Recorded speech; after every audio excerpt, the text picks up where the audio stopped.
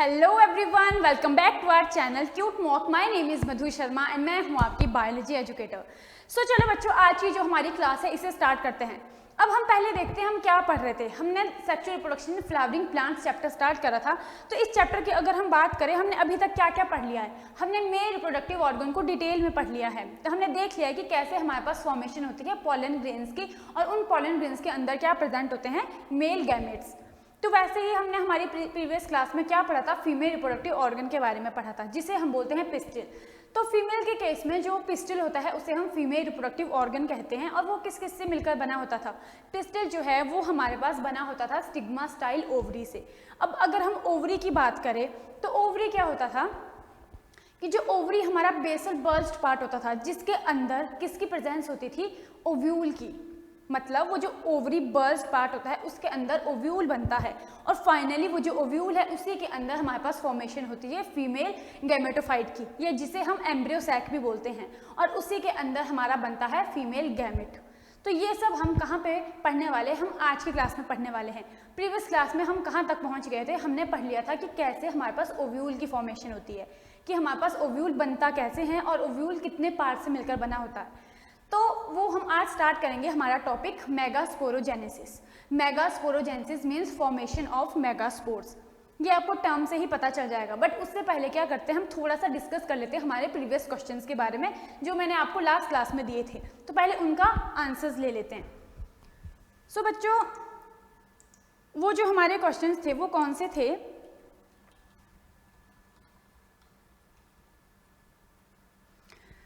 हमारा देखो first question क्या था।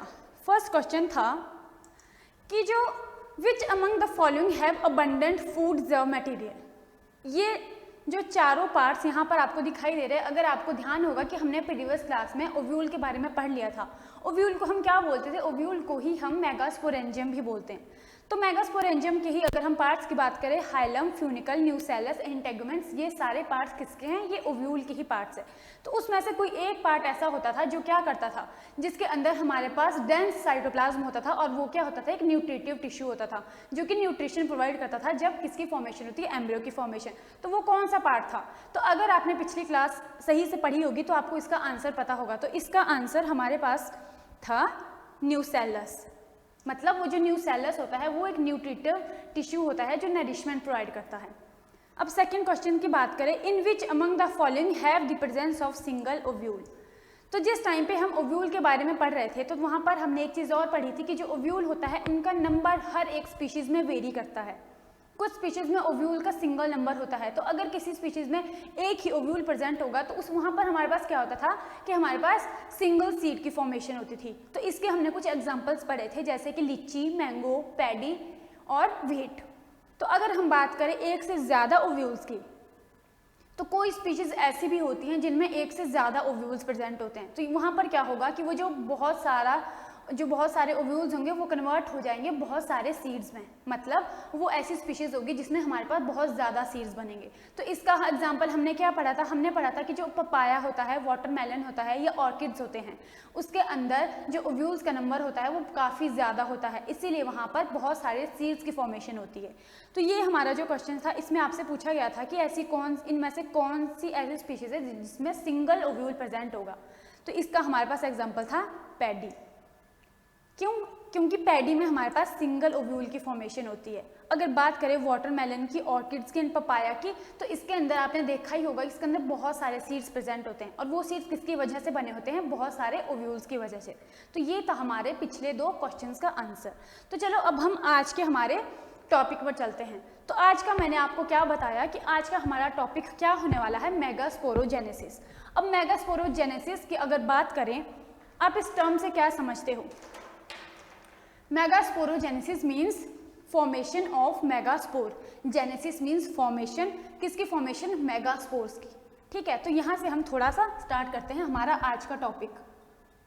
Megasporogenesis means formation of megaspores. Formation of megaspores. तो ये क्या है, ये हमारा आज का टॉपिक है जो हम कवर करेंगे। तो अब थोड़ा सा पिछला समराइज करते हैं। हमने अभी तक क्या पढ़ा था, हमने पढ़ लिया था ओव्यूल तक। ओव्यूल तक अगर हम पहुंच गए हैं तो वहां से आगे ही हम जानेंगे कि कैसे उस ओव्यूल में क्या होता है, उसमें मेगा स्पोर्स की फॉर्मेशन होती है या कैसे फॉर्मेशन होती है, ये हम अभी जानेंगे। तो चलो थोड़ा सा हम देख लेते हैं हमारे ओव्यूल के बारे में। हमने क्या देखा था कि जो ओव्यूल होता है, पहले उसका स्ट्रक्चर बना लेते हैं। ये मैं थोड़ा रफली डायग्राम बना रही हूँ। ये क्या है, ये है हमारा ओव्यूल, ठीक है। तो ये हम पिछली क्लास में हमारी पढ़ चुके हैं। तो आपने अगर रिवाइज करा होगा तो आपको पता होगा कि इसका ये वाला कौन सा एंड है, इसके अंदर क्या प्रेजेंट होगा, ये कौन सी लेयर्स है। तो आपको यहाँ पर हर चीज़ पता होगी। तो अभी हम उस पर ज़्यादा ना चलकर हम हमारे आज के टॉपिक पे जाएंगे। तो हमने क्या पढ़ा था कि ये जो यहाँ पर पोर लाइक स्ट्रक्चर होता है, इसे हम क्या बोलते थे, इसे हम बोलते थे माइक्रोपाइल। क्या बोलते थे, माइक्रोपाइल। और जो माइक्रोपाइल का ऑपोजिट एंड होता था उसे हम बोलते थे चैलेजल एंड। तो वही ये जो हमारी दो आउटरमोस्ट लेयर्स होती थी, इन्हें हम बोलते थे इंटेग्यूमेंट्स। क्या बोलते थे, इंटेग्यूमेंट्स। और फिर हमने क्या पढ़ा था कि ये जो इंटेग्यूमेंट की कवरिंग्स है, इनके अंदर हमारे पास कोई सेल्स प्रेजेंट होते थे। उन सेल्स को हम क्या बोलते थे, वो कौन से सेल्स थे, वो सेल्स हमारे पास थे न्यूसेलर्स के सेल्स। कौन से सेल्स थे, न्यूसेलर्स। और ये क्या होता है यहाँ पर, ये जो न्यूसेलर्स के सेल होते हैं यही आगे चलकर हेल्प करते हैं किसकी फॉर्मेशन में, मेगास्पोर्स की फॉर्मेशन में। तो ये हम अभी आज की क्लास में ही पढ़ेंगे। ये आपको याद रखना है यहाँ पर क्या प्रेजेंट है, दीज आर न्यूसेलस सेल्स। अब यहाँ पर क्या होता है, अब यहाँ पर इस चीज़ को आप ध्यान से देखो। जो न्यूसेलस के सेल्स होते हैं ये डिप्लॉयड इन नेचर होते हैं। कैसे होते हैं, डिप्लॉयड। अब यहाँ पर क्या होता है कि इसका कोई एक सेल, कौन सा सेल, जो नियर माइक्रोपाइलर एंड हो।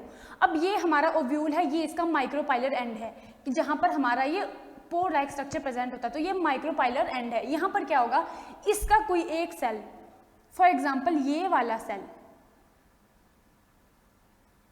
अब ये किसका सेल है, हम क्या बोल रहे हैं, ये जो न्यूसेलस के बहुत सारे सेल्स हैं, इनमें से कोई एक सेल जो नियर होगा माइक्रोपाइलर एंड के, वो क्या करेगा, वो डिफरेंशिएट हो जाएगा। डिफरेंशिएट हो जाएगा और क्या करेगा, वो एज अ फंक्शन करेगा मेगास्पोर मदर सेल। तो यहाँ पर आप इससे क्या समझ रहे हो, मैं बोल रही हूँ कि जब भी कोई सेल डिफरेंशिएट करता है तो उसका क्या मतलब होता है, डिफरेंशिएशन का मतलब, डिफरेंशिएट करने का मतलब कि जब कोई सेल मैच्योर हो जाता है और वो अपना फंक्शन गेन कर लेता है। मतलब इस सेल को पता चल चुका है कि इसका फंक्शन क्या है, ये किसके लिए बना है। तो यानी कि इसने अपना फंक्शन गेन कर लिया, तो इसे हमने बोला डिफरेंशिएट सेल। मतलब इस ओव्यूल का, इस न्यूसेलस का कोई एक सेल डिफरेंशिएट हो जाएगा और वो क्या एक्ट करेगा, मेगास्पोर मदर सेल। अब मेगास्पोर मदर सेल हमारे का जो हमारे पास नंबर होता है वो डिप्लॉयड होता है, क्योंकि उस मेगास्पोर मदर सेल से ही हमारे पास फॉर्मेशन होगी किसकी, मेगास्पोर्स की। तो यहाँ पर हमने क्या किया कि हमने ये एक सेल ले लिया, कोई एक सेल किसका, ओव्यूल का। इस ओव्यूल से हमने एक सेल लिया जिसे हमने बोला megaspore mother cell. Megaspore mother cell, ये है मेगास्पोर मदर सेल। अब इसमें यहाँ पर क्या होने वाला है, ये एक सेल आगे चलकर डिवीजन करेगा। कौन सी डिवीजन करेगा, मियोसिस डिवीजन करेगा। अब जब भी किसी सेल की हमारे पास प्लॉइडी 2n होती है, यानी कि डिप्लॉइड होती है, तो जब उसे हैप्लॉइड सेल्स बनाने होते हैं तो वो क्या करता है, मियोसिस करता है। तो इस सेल में हमारे पास क्या होगी, मियोसिस। अभी तक अगर हम इसकी प्लॉइडी की बात करें तो ये हमारे पास डिप्लॉइड है और इसे हमने बोल दिया मेगास्पोर मदर सेल, यानी कि MMC।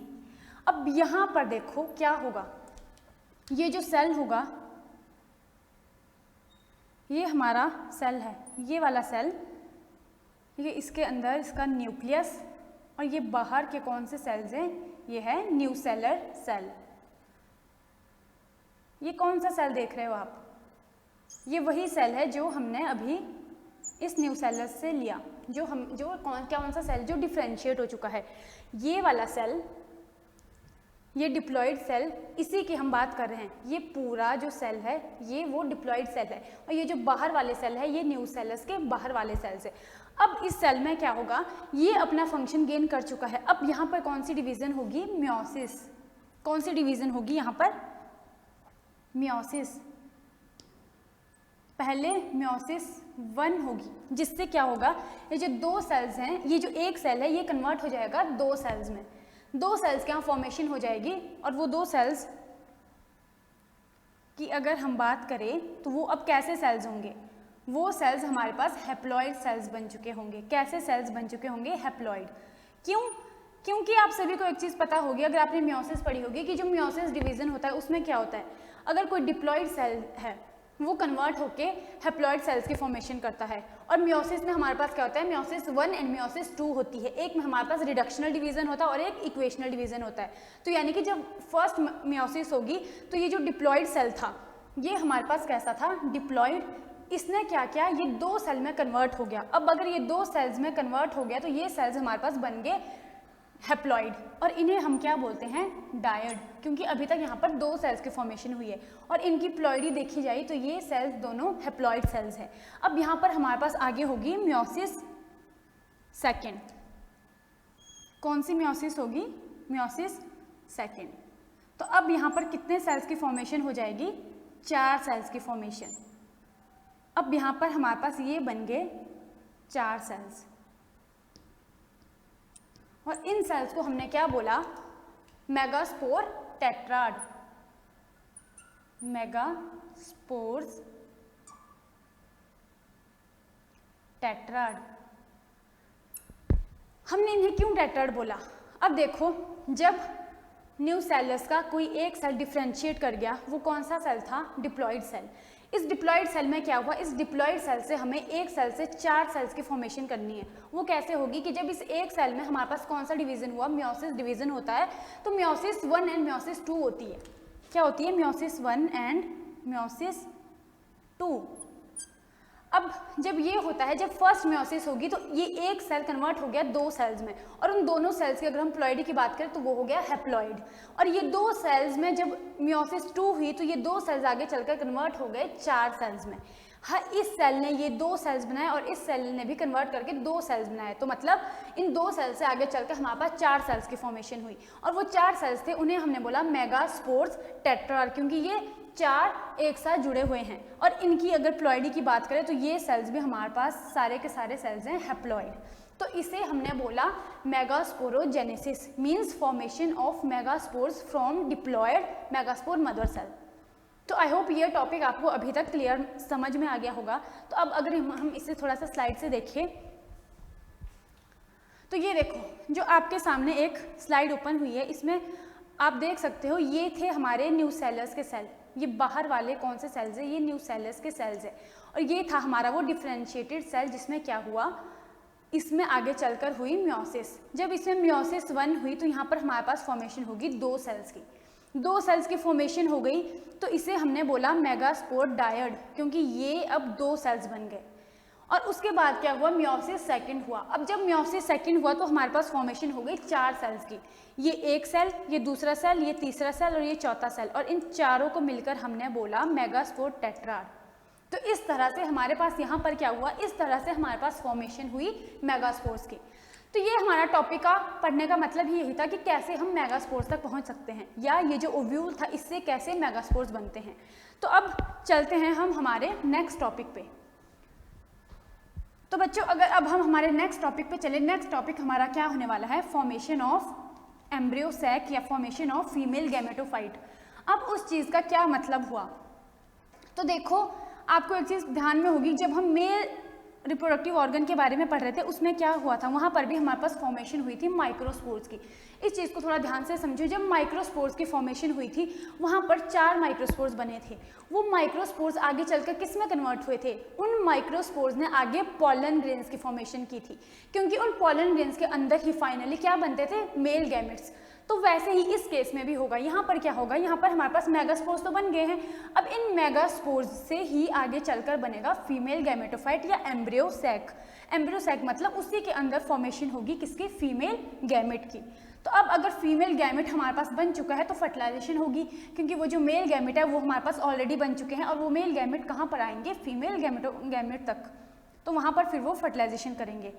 तो अब हम नेक्स्ट टॉपिक स्टार्ट करेंगे कि कैसे ये जो हमारे पास माइक्रोस्पोर्स की फॉर्मेशन हुई, ये माइक्रोस्पोर्स आगे चलकर फॉर्मेशन कर रहे हैं फीमेल गैमेटोफाइट की, या जिसे हमने बोला एम्ब्रियो सैक। तो अब अगर हम नेक्स्ट टॉपिक का देखें,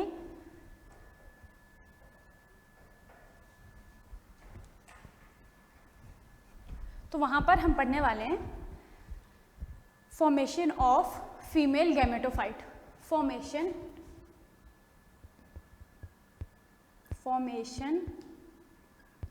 of female gametophyte. Female gametophyte. अब फीमेल गैमेटोफाइट को ही हम बोलते हैं एम्ब्रियो सैक। क्या बोलते हैं? Embryo sac. एम्ब्रियो सैक इसे क्यों बोला? क्योंकि जो मेल गैमेट्स थे वो तो किसी और जो मेल रिप्रोडक्टिव ऑर्गन था वहाँ पर बन के कहाँ तक आ रहे थे? फीमेल रिप्रोडक्टिव ऑर्गन तक। बट जो फीमेल रिप्रोडक्टिव ऑर्गन है वो कहीं और जगह नहीं जा रहा, वो वहीं का वहीं प्रेजेंट है, उसी के अंदर आगे की सारी प्रोसेसेस चलनी है। तो मैंने जैसे कि आपको शुरू में भी बताया था, जैसे फीमेल्स के केस में क्या होता है, यूट्रस प्रेजेंट होता है जिसके अंदर क्या होती है, एम्ब्रियो की डेवलपमेंट होती है। वैसे ही जब हम फीमेल के बारे में पढ़ते हैं, female reproductive organ in case of flowers, तो वहाँ पर क्या होता है, वो जो ओवरी होती है उसके अंदर ओव्यूल की फॉर्मेशन होती है।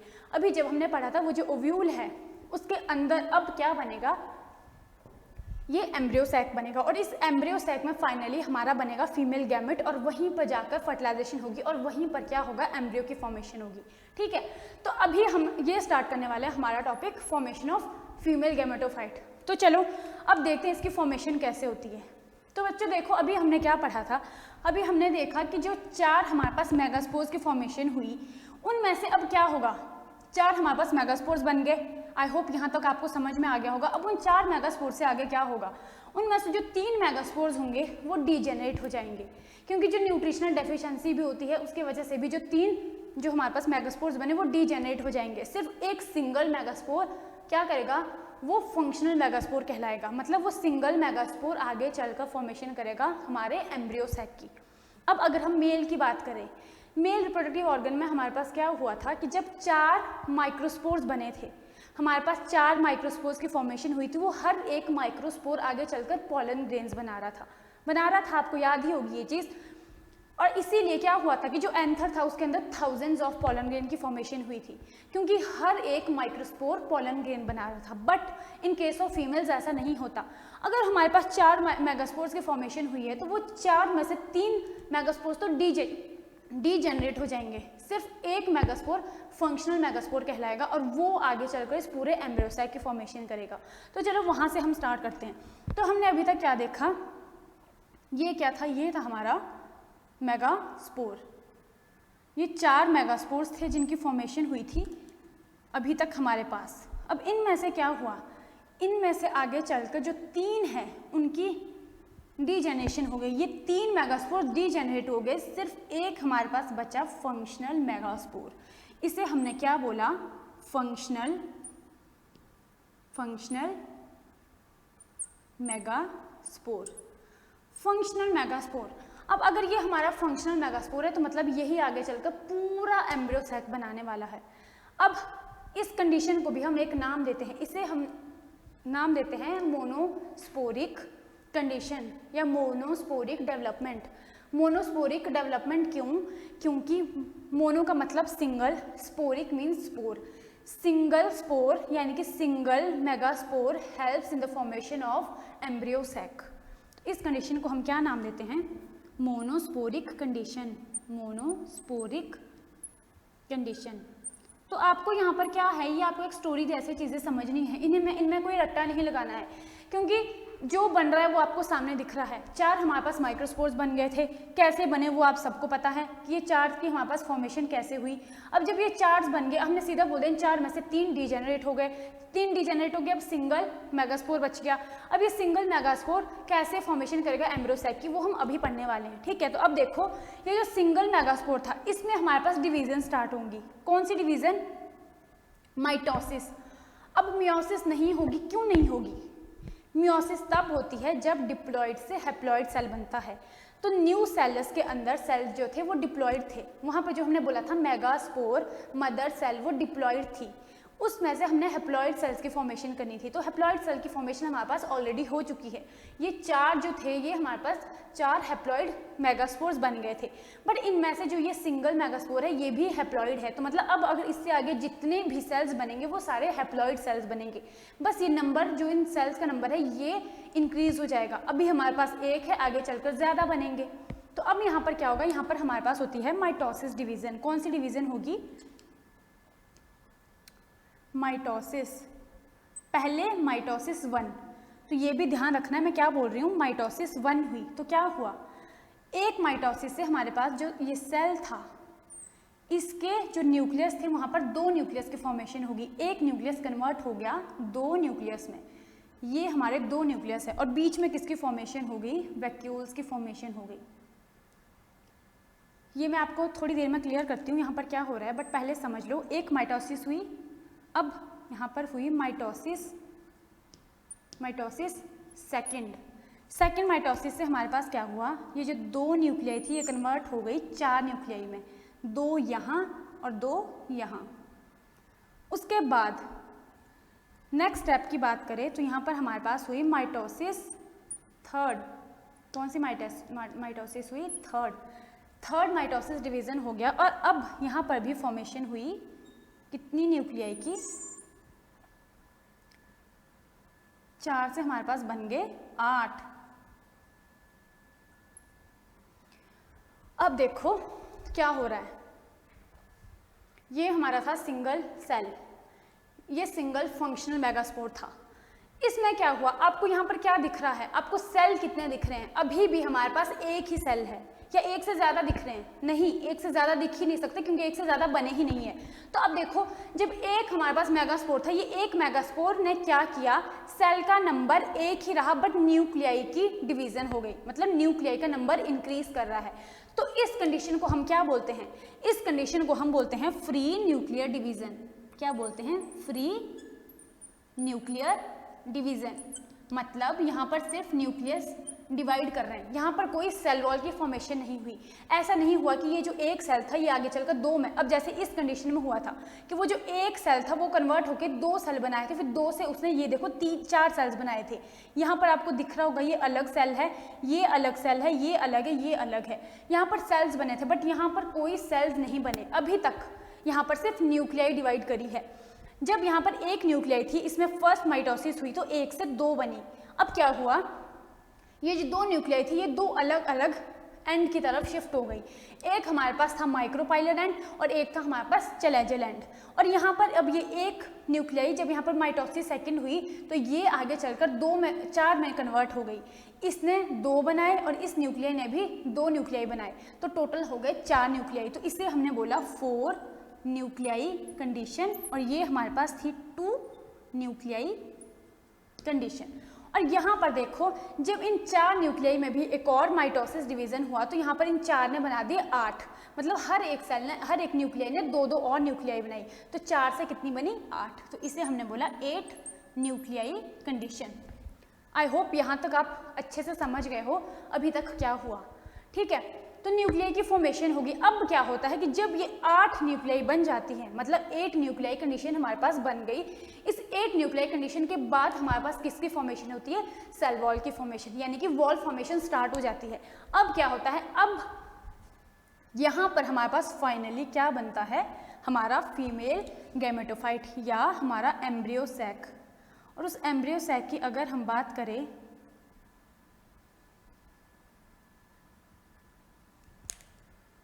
ये जो एम्ब्रियो सैक है, अब इसके अंदर अब हम देखते हैं कि कैसे कैसे हमारे पास सेल्स की फॉर्मेशन होगी या कितने सेल्स की हमारे पास फॉर्मेशन होती है। यहाँ से आपको बहुत ज़्यादा क्वेश्चंस पूछे जाते हैं। मतलब पहले तो आपको इस स्टेप का पता होना चाहिए। हम लास्ट में एक समराइज भी करेंगे कि हमारे पास टोटल कितनी मियोसिस हुई अभी तक, यहाँ तक पहुँचने के लिए हमारे पास कितनी मियोसिस हुई और कितनी माइटोसिस हुई। यहाँ से आपको क्वेश्चंस पूछे जाते हैं, तो ये मोस्ट इंपॉर्टेंट पार्ट है। और ये जो एम्ब्रियो सैक है ये भी मोस्ट इंपॉर्टेंट स्ट्रक्चर है, क्योंकि इसके अंदर से बहुत से क्वेश्चंस आपको एग्जाम में पूछे जाते हैं। तो ये हमारे पास क्या हुआ, इसे हमने बोला फाइनली एम्ब्रियो सैक। अब देखो यहाँ पर क्या हुआ, ये जो 4 न्यूक्लियाई थी, 4 न्यूक्लियाई इस एंड में थी, 4 न्यूक्लियाई इस एंड में थी। इन चारों में से एक एक न्यूक्लियाई शिफ्ट होगी सेंटर में, मतलब ये जो 2 न्यूक्लियाई है ये शिफ्ट हो गई हमारे सेंटर में, और यहाँ पर कितनी रह गई 3, यहाँ पर भी कितनी रह गई 3। तो उन 3 के बाहर जब सेल वॉल की फॉर्मेशन हुई तो यहाँ पर हमारे पास 3 सेल्स की फॉर्मेशन हुई और यहाँ पर भी 3 सेल्स की फॉर्मेशन हुई। बट अगर हम बात करें ये पोलर न्यूक्लियाई की, इन्हें हम पोलर न्यूक्लियाई बोलते हैं, इनके बाहर कोई सेल की फॉर्मेशन नहीं हुई, मतलब कोई सेल वॉल की फॉर्मेशन नहीं हुई। ये किसके अंदर है, ये सेंट्रल सेल के अंदर प्रेजेंट होती है। तो पहले हम देख लेते हैं ये यहाँ पर क्या हुआ। यहाँ पर हमारे पास बने 3 सेल जिन्हें हमने बोला एंटीपोडल सेल्स। हम इन्हें क्या बोलते हैं, दीज आर एंटीपोडल सेल्स। ये बन गए हमारे एंटीपोडल्स। और यहाँ पर भी क्या हुआ था, यहाँ पर भी फॉर्मेशन हुई थी किसकी, यहाँ पर भी 3 सेल्स की फॉर्मेशन हुई। और वो सेल्स कौन कौन से थे उनकी अभी हम बात करेंगे। पहले हम इसका डायग्राम बना लेते हैं। अब बच्चों देखो, ये है हमारा एग और ये है जो हमारे, ये है हमारे सिनर्जिड्स। इन्हें सिनर्जिड्स बोलते हैं और ये हमारा फाइनली बन गया एग और इन्हें हम बोलते हैं एंटीपोडल्स। तो अब इसका हम एक डिटेल स्ट्रक्चर देखेंगे हम इसको अपनी स्लाइड से भी देखेंगे और हम इसे बनाकर भी देखेंगे। तो अभी यहाँ पर अगर इसकी हम नेमिंग करें, यहाँ पर हमारे पास क्या है, इन्हें हमने बोला एंटीपोडल्स। क्या बोला, antipodal cells. These are antipodal cells. कितने, 3। और अगर इनकी प्लॉइडी की बात करें, दीज आर हैप्लॉइड। और एक चीज़, ये 3n लग रहा है, इनकी प्लॉइडी हैप्लॉइड है और इनका नंबर कितना है, दीज आर 3। और यहाँ पर हमारे पास कितने सेल्स प्रेजेंट है, 2 न्यूक्लियाई प्रेजेंट है। ये किसके अंदर प्रेजेंट है, ये हमारा सेंट्रल सेल होता है। ये जो ये वाला सेल आपको दिखाई दे रहा होगा यहाँ से, ये जो पूरा सेल है ये हमारा है सेंट्रल सेल। तो इस सेंट्रल सेल के अंदर किसकी फॉर्मेशन होती है, 2 पोलर न्यूक्लियाई की। ये वो 2 न्यूक्लियाई थे जो शिफ्ट करी थी हर एक एंड से मिडल में। और अगर हम इनकी बात करें तो यहाँ पर भी हमारे पास 3 सेल्स की फॉर्मेशन हुई। फर्स्ट वाला हमारा, इसे हमने बोला दिस इज एग। और ये जो 2 हैं, ये जो आपको दिखाई दे रहे होंगे ये और एक ये, इन्हें हम बोलते हैं सिनर्जिड्स। क्या बोलते हैं, सिनर्जिड्स।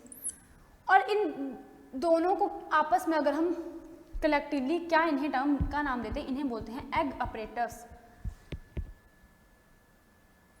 ये और ये एग, इन्हें हम बोलते हैं एग अपरेटस।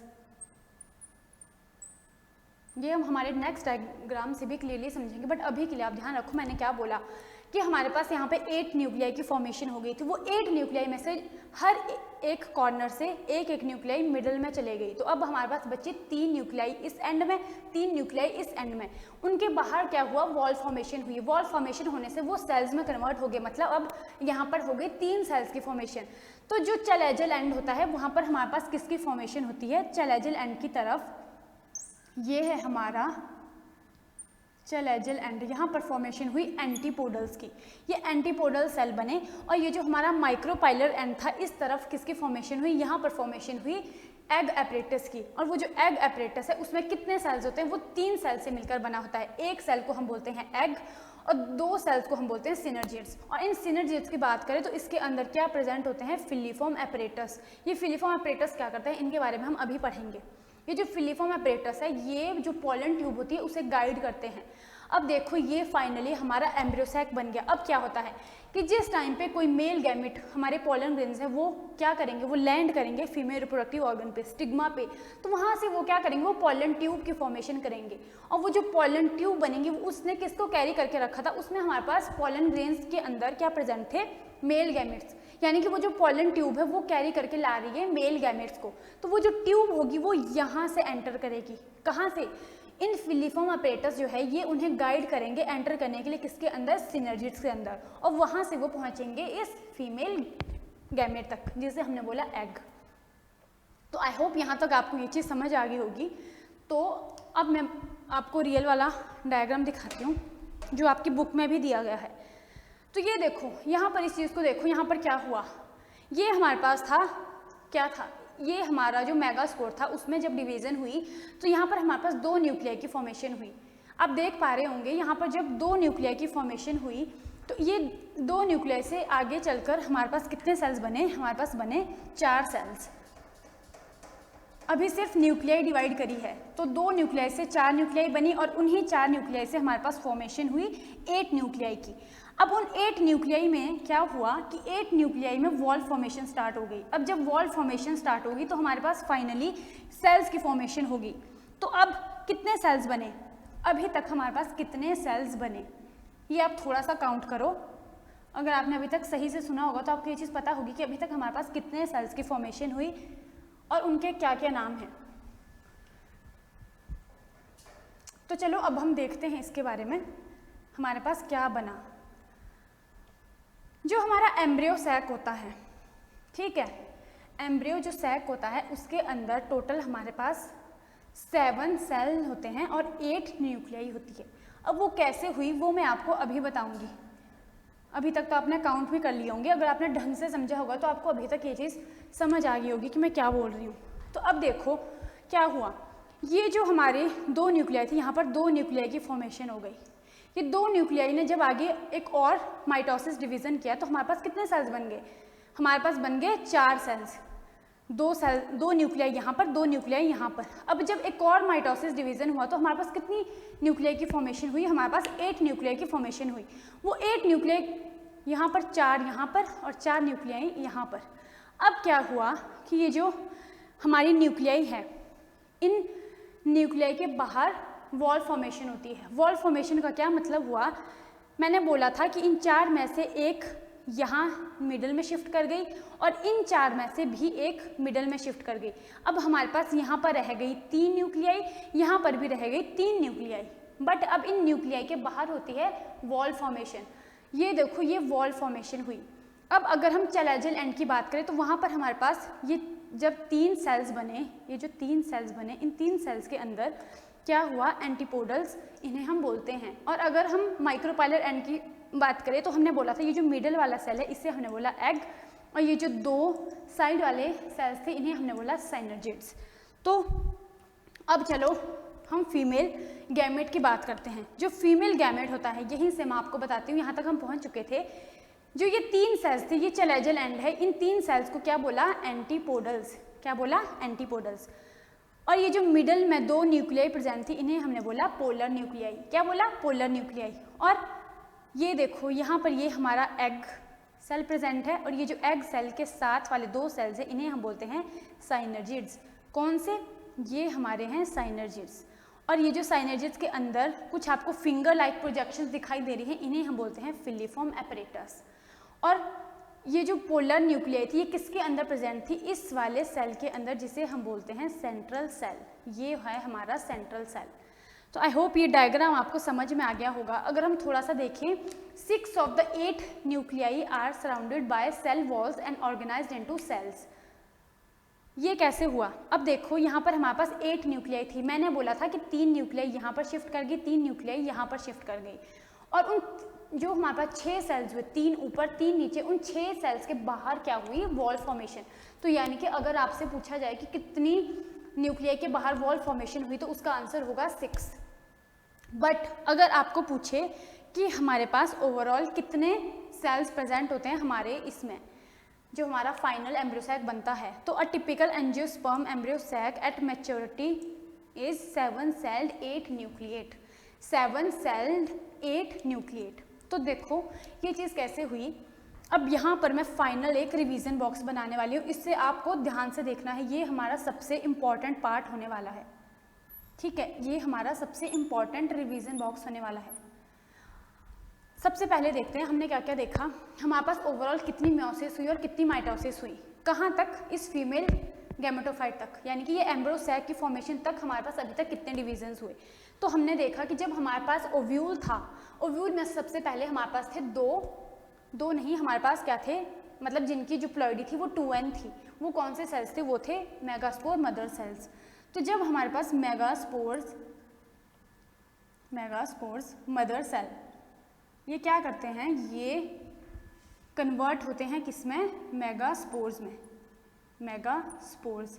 तो यहाँ पर हमारे पास होती है एक meiosis, first meiosis, first meiosis, या यूँ कह लीजिए यहाँ पर सिर्फ म्योसिस होती है। अब वो आपको पता है कि म्योसिस में हमारे पास 2 डिवीज़न होती है, म्योसिस 1 एंड म्योसिस 2। तो यहाँ पर हमारे पास फॉर्मेशन हुई 4 मेगास्पोर्स की, ठीक है, 4 मेगास्पोर्स सिंगल म्योसिस से। और जब ये मेगास्पोर्स बन गए, इन मेगास्पोर्स से आगे चल के हमने क्या किया, मेगास्पोर्स ने हमारे क्या बनाया, मेगास्पोर ने आगे चलकर बनाया एम्ब्रियोसैक। एम्ब्रियोसैक, और वो एम्ब्रियोसैक कैसे बना, ये जो मेगास्पोर थे ये दीज आर 2n, और यहाँ पर फॉर्मेशन हुई n मेगास्पोर्स की। अब अगर हम सिंगल मेगास्पोर की बात करें, इस सिंगल मेगास्पोर ने आगे चलकर एम्ब्रियोसैक बनाया, तो यहाँ पर क्या हुआ था, यहाँ पर हुए थे 3 माइटोसिस। तो यानी कि एक एम्ब्रियोसैक की फॉर्मेशन तक हमारे पास 1 म्योसिस एंड 3 माइटोसिस हुई थी। जबकि अगर हम मेल की बात करें तो मेल में हमारे पास 1 म्योसिस और 2 माइटोसिस हुई थी, वहाँ पर सिर्फ 2 माइटोसिस हुई थी, बट यहाँ पर हमारे पास कितनी 3 माइटोसिस होती है। तो ये आपको आई होप समझ आ गया होगा। तो अब अगर हम हमारे एम्ब्रियोसैक की बात करें, किसकी बात करें, इस एम्ब्रियोसैक की, तो इस एम्ब्रियोसैक के अंदर क्या होगा, एम्ब्रियोसैक में क्या होता है, सबसे पहले होते हैं एंटीपोडल्स। नहीं, पहले देख लेते हैं ये कितने सेल से मिलकर बना होता है। जो हमारा एम्ब्रियोसैक होता है इट इज़ 7 सेल्ड 8 न्यूक्लिएट। वो कैसे हुआ, 7 सेल्स कैसे हुए, डायग्राम साथ में खोल लेते हैं। अब इस डायग्राम को देखो, आपको एक चीज़ दिखाई दे रही होगी, 7 सेल हमने कौन कौन से बोले, 7 सेल की बात करते हैं। 3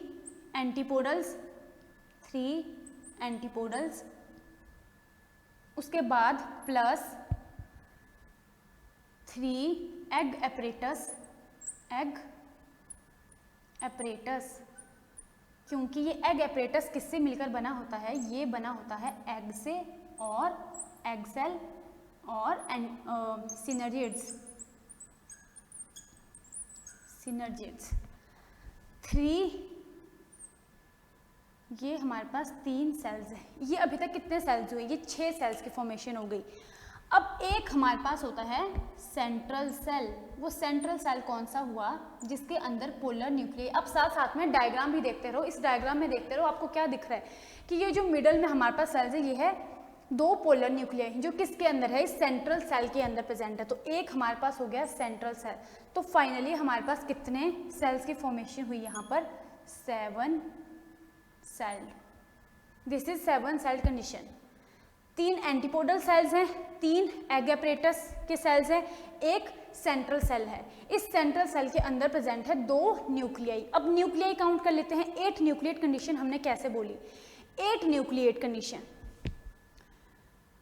8 न्यूक्लिएट। अब ये 8 न्यूक्लिएट कैसे हैं, अब काउंट करते हैं। अब हम अपने एम्ब्रियोसैक को देखते हैं। हर एक एंटीपोडल के अंदर कितने आपको न्यूक्लियाई दिखाई दे रहे हैं, 3 न्यूक्लियाई। और वैसे ही 3 न्यूक्लियाई किसके अंदर प्रेजेंट है, एग एपरेटस के अंदर, एक एग न्यूक्लियाई और 2 सिनर्जिड्स की, हो गई 6।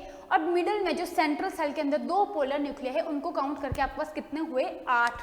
तो यहाँ पर हमारे पास कैसे हुई 8 न्यूक्लियाई, 3 एंटीपोडल न्यूक्लियाई और 3 एग एपरेटस की न्यूक्लियाई प्लस 2 पोलर न्यूक्लियाई। तो फाइनली हमारे पास बनी 8 nucleate condition and 7 sailed condition. तो आई होप ये आपको अभी तक पूरा का पूरा समझ में आ गया। अब फंक्शंस पर चले, अगर हम कहाँ पर जाए, फंक्शंस पर, ठीक है। तो फंक्शंस की अगर बात करें तो जो साइनर्जिड्स होते हैं उसके अंदर फिलिफोम एपरेटस होंगे। ये जो फिंगर लाइक प्रोजेक्शंस आपको दिखाई दे रही है, इसके बारे में मैंने बोला, इनका फंक्शन होता है, ये क्या करते हैं, ये करते हैं गाइड पॉलन ट्यूब को, कि जब उन पॉलन ट्यूब को एंटर करना होता है फीमेल रिप्रोडक्टिव ऑर्गन में, तो जब वो कहाँ पहुँचते हैं, वो माइक्रोपाइलर एंड के पास पहुँच जाते हैं, वहाँ से उन्हें एंटर करना होता है हमारे एग तक। तो वो साइनर्जिड्स के अंदर फिलिफोम एपरेटस होते हैं, वो उन्हें गाइड करते हैं एंटर करने में। तो ये फंक्शन हो गया हमारे सिनर्जिड्स के अंदर जो फिलिफोम एपरेटस है। और एंटीपोडल सेल्स भी क्या करते हैं, ये भी आगे चलकर डीजेनरेट हो जाते हैं।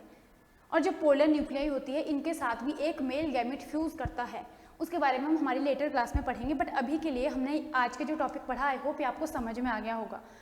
तो अब हम क्या देखते हैं, हम आज के हमारे क्वेश्चंस देख लेते हैं हमारी कल की क्लास के लिए। तो आपका फर्स्ट क्वेश्चन क्या है? First question, a typical angiosperm embryo sac at maturity is. तो देख लो, ये हमने अभी अभी पढ़ा। सुना होगा तो आप आंसर इजीली कर पाओगे, नहीं सुना होगा तो आपको ये सिंपल क्वेश्चन भी बहुत टफ लगेगा। तो इसके ऑप्शंस है 7 sailed 8 nucleate, 8 sailed 7 nucleate, 6 sailed 8 nucleate, 7 sailed 9 nucleate. तो ये आप सॉल्व करके आओगे, इसका क्या आंसर होने वाला है। नेक्स्ट क्वेश्चन पे चलते हैं, which among the following is diploid in nature. तो मैंने आपको प्लॉयडी भी बहुत क्लियरली समझाई हुई है कि कौन से सेल्स हैप्लॉइड है, कौन से सेल्स डिप्लॉयड है। तो अगर आपने अच्छे से ये क्लास सुनी होगी तो आपको ये भी आप बहुत इजीली आंसर कर सकते हो। तो यहाँ पर आपको आंसर करना है कि इनमें से कौन सा सेल कैसा है, डिप्लॉयड इन नेचर है, और कौन से हैप्लॉइड है, ये भी आपको पता होना चाहिए। तो आई होप बच्चों आज की जो क्लास है ये आपको अच्छे से समझ आई होगी। अब क्या करेंगे, अब हम मिलेंगे हमारे नेक्स्ट क्लास में हमारे न्यू टॉपिक के साथ। अभी तक हमने देखा कि हमारे पास गैमेट्स फाइनली बन चुके हैं, फीमेल गैमेट्स भी हमारे पास बन गया है जो कि हमारा एग है, और वैसे ही जो मेल गैमेट्स थे वो भी हमारे पास फाइनली बन चुके हैं। अब हम देखेंगे कि फाइनली जो फर्टिलाइजेशन होनी है वो कैसे होनी है, वो मेल गैमेट्स कैसे कैसे फीमेल रिप्रोडक्टिव ऑर्गन तक पहुंचेंगे, और कैसे वो हमारे फीमेल गैमेट तक पहुंचेंगे, और कैसे वहाँ पर आगे फर्टिलाइजेशन होगी और जाइगोट की फॉर्मेशन होगी। तो आई होप ये आज का टॉपिक आपको सही से समझ आ गया होगा। अब हम मिलते हैं हमारी नेक्स्ट क्लास में, तब तक के लिए बाय बाय।